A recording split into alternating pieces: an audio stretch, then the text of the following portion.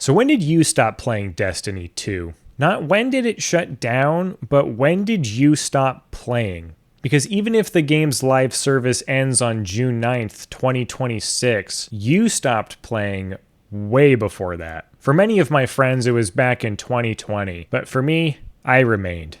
And I'll explain. I've been playing Destiny 2 on and off, sometimes pretty religiously, since release.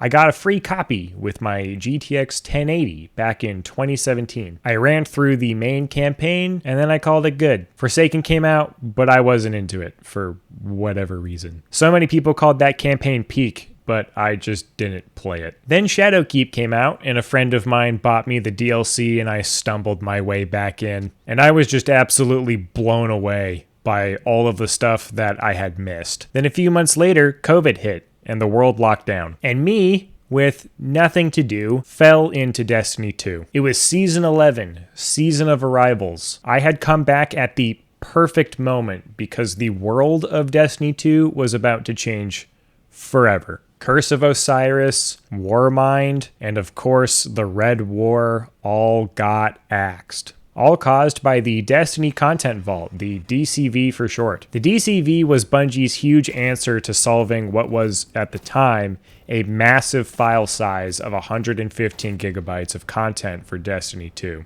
If they wanted more expansions and more seasons, Destiny was gonna have to shrink, which now kind of feels like bullshit, especially when it was becoming possible to piecemeal your game's content into content packs like so many games these days do. Oh, you just beat the Red War, you just beat Forsaken, you don't want to play that part of the game? Sure, just uninstall it and the rest of the game remains playable. Not a problem. Many games these days do this. Even Bungie's prior franchise of Halo with the Master Chief Collection does this. Oh, you went ahead and beat Halo 1? Totally fine. We'll uninstall Halo 1, but you can now reinstall Halo 2 and leave everything perfectly playable the way that it was. It makes the DCV more of a choice rather than a true limitation, and that choice was ultimately fucking terrible. Alongside the file size, the other excuse was maintenance, making sure that all of that content fit into the sandbox and balancing of Destiny 2. The DCV was supposed to be this rotational content farm that would cycle locations in and out for story purposes and help make Destiny 2 into that forever game that it really wanted to be. Yet, of course, removing the opening campaign of your game had major ramifications on the player base. Not only did they remove content for missions, they also introduced sunsetting with Beyond Light in November of 2020, making it so that gear that you earned from prior seasons would slowly burn away with power creep. Power caps for specific seasons of gear was introduced, causing every single item that you've ever earned with your time of Destiny 2 to slowly become useless, and for the grind to become endless as Bungie desperately tried to find a way to gain control of their ever-expanding gear economy. Now that was the final straw for most people. So many left Destiny 2 feeling their time had not been respected and actively destroyed by the sunsetting and the DCV, rightfully so. Weapons that took you hours and hours, run after run, to finally unlock or earn from a raid that has been wiped off the face of the earth, and for what? A bloating file size? It just felt like such a backstab to so many people. However, another reason that Bungie states for all of these removals is that the underlying engine running Destiny 2 got a significant update when Beyond Light dropped.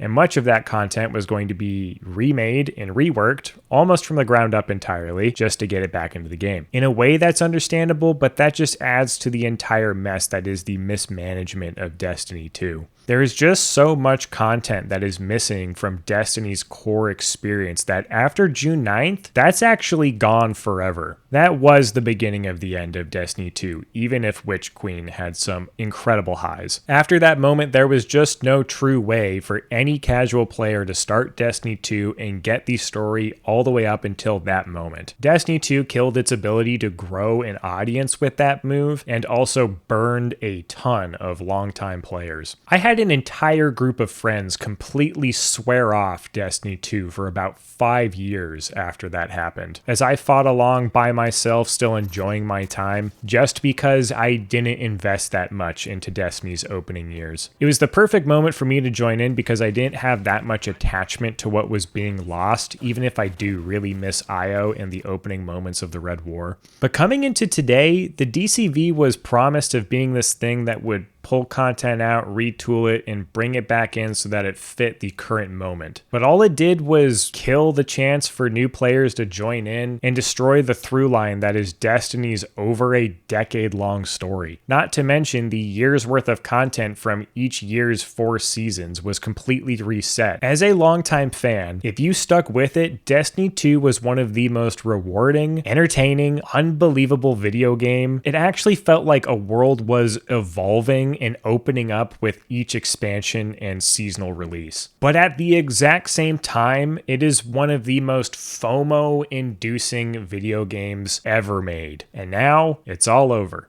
As far as we know, Destiny 2 is never getting a sequel, and it's all done. When I heard the news that Destiny 2 is going to get its last update on June 9th, I was going to come along here and talk about my experience with the game. I was going to make this video about how cool Destiny 3 was going to have the chance to be, and what Bungie was going to do to it, and all these cool things that could get adjusted. But then the news kept breaking. But thanks to reports from Jason Schreier over at Bloomberg, it sounds like layoffs are actually around the corner. And currently, Destiny 3 has not been greenlit by Sony. Bungie is currently going all in on Marathon and putting Destiny firmly behind them. And what a fucking massive shame that is. Destiny's world, core mechanics, characters are some of the most cohesive, inspired video gaming that I have ever played. And it's just fucking horrible that nothing good is going to come from this. Maybe in a few years' time, Destiny 3 will finally get moving. There's clearly a huge audience that wants to see Destiny at its best. But today,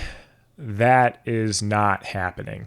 So when did you guys stop playing Destiny 2? I actually had my most recent drop off with the release of Lightfall. I just did not connect with that expansion at all. I recently went back and started playing through Lightfall legitimately, and now I'm beating through the final shape. But after I beat the final shape, I'm gonna get back on to play the June 9th update, and then that'll be it. I'm actually going to say goodbye to Destiny 2. And for real this time. It won't just be a moment where I have a little bit of a dry spell and I'm just not playing Destiny right now. I'm actually just not going to come back because there won't be anything to come back to. And it's a huge shame because for a lot of you, Destiny 2 died a long time ago, and now there's just no real way for you to experience any of what was there. Destiny 2 is an incomplete product. It's missing all of the things that helped get that ball started, and there's just nothing left. Hey, thanks for stopping by and checking out this video. Leave me a like and a subscribe. I will post something next week. I appreciate every single one of you for showing up and saying hello. And I will see you guys next time.